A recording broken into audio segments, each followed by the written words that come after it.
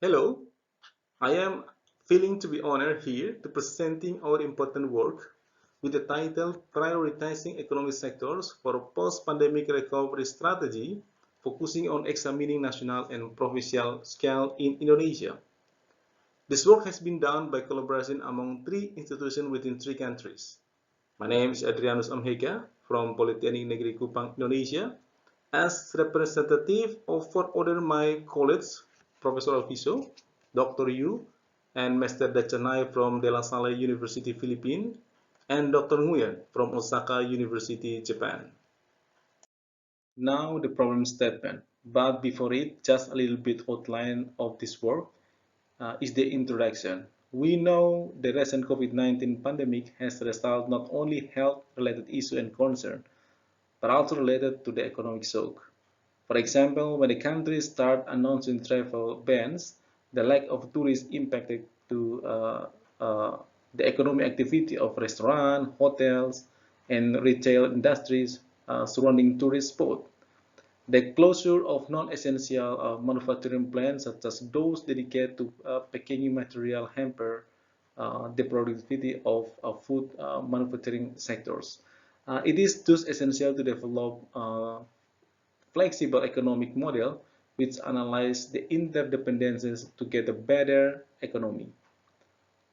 Now we back to the problem statement is a given economic transaction within a country and within a certain region and with no initial impact of disruption. But the problem is to identify the critical sector which must be prioritized for post-disaster recovery in order to minimize the impact of the pandemic on the economy. Integrated the previous statement, we extended new on the vulnerability index developed by Dr. Yu et al. Indicate in a paper published on Economic System Research Journal in 2014. However, the emphasis we extend in our current study include the impact of sectoral contribution on compensation, consider the return to labor input that goes into the production process, which is more related in terms of the income multiplier.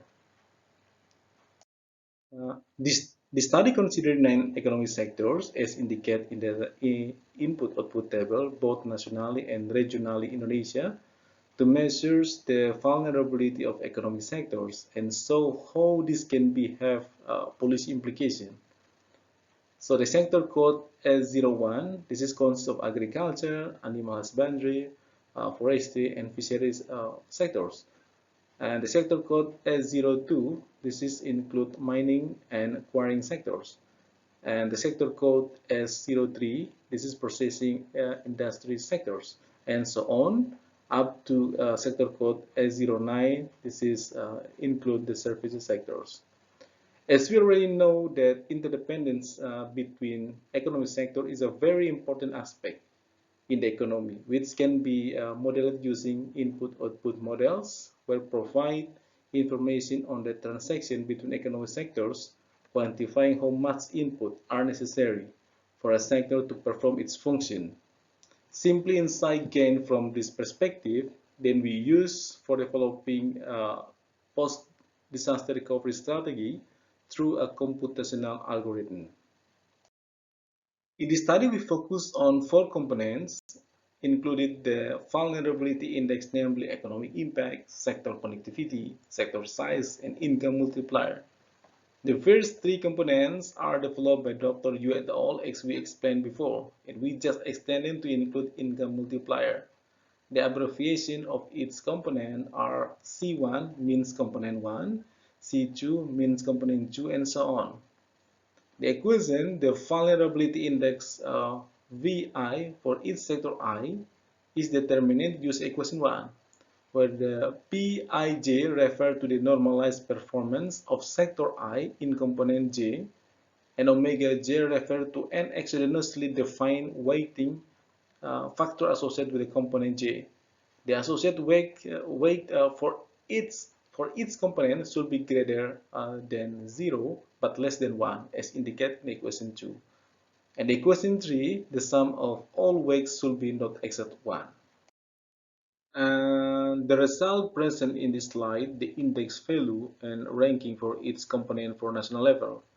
In terms of economic impact as component C1, the electricity, gas, and clean water sectors, the code is S04, has the highest impact among all sectors, followed by the transportation and communication and building sectors, 07 and 05.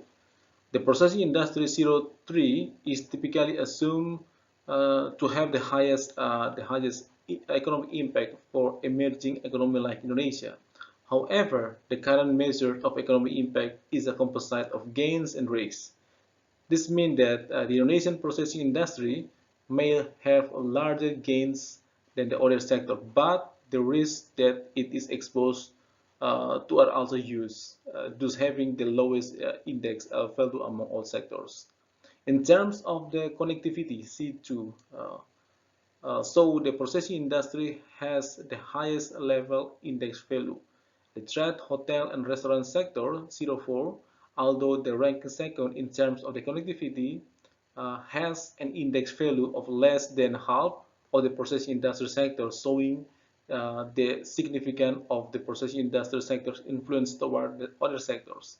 And the sector agriculture, 01, and the service industry 09 have the lowest index value in terms of connectivity, meaning they are not relevant they are not relevant on the sectors on the sectors. And in terms of sector size, C3, the processing industry has the highest share, which is almost 3 times the value of the trade, hotel, and restaurant sectors that is ranking second, and the building sector has ranked 3. The income multiplier, C4, shows the service sector has the highest index of value, followed by transportation and communication sector and trade, hotel, and restaurant sectors. Although the sectors are not considered as the large in terms of other components, their returns to the labor force are significant compared to the top sector. In this slide, however, for regional and the province, the province where I live now, based on economic impact component C1, the process industry has the highest contribution, followed by the electricity, gas, and clean water sector, and including the mining and quarrying. The lowest economic impact is the service sectors. However, in terms of connectivity, C2, the service sectors, the code is 909, has the highest contribution, followed by the building sectors and agriculture sector, while electricity, gas, and clean water, 04, has the lowest level of connectivity.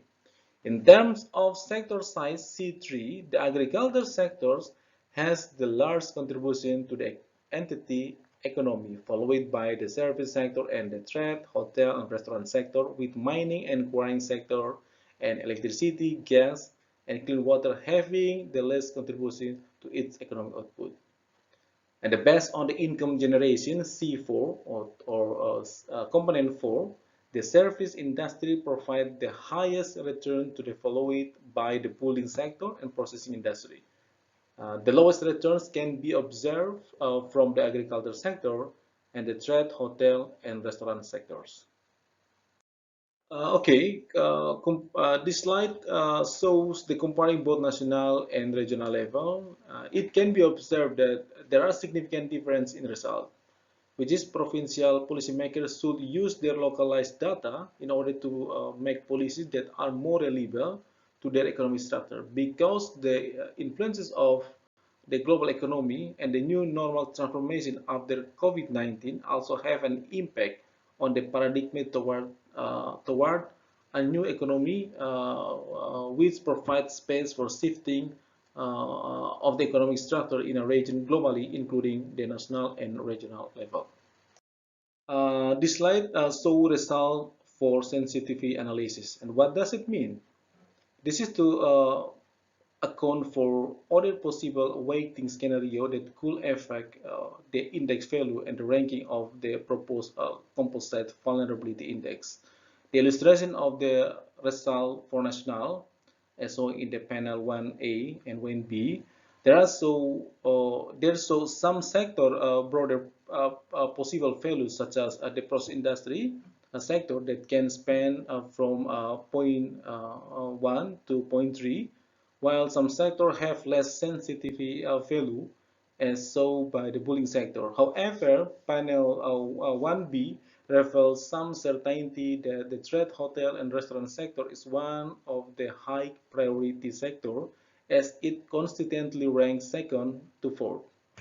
As for regional provincial level, panel 2 and 2B, showing the ranking that each sector has under different preference weighting scenario very broadly, and one cannot easily determine whether a sector is the high priority or low priority sectors. This is the last slide that include the conclusion and recommendation. As we use the two levels of the input-output data for Indonesia, a national level and a provincial level table, to illustrate the importance of using localized data for policy making purpose. As for future work need to be carried out in terms of the amount of direct allocation to sectors that are exposed to the impact of COVID-19, and it probably can be extended the model to take into account the impact of this pandemic on the global economy using the threat factors and multi-regional input model.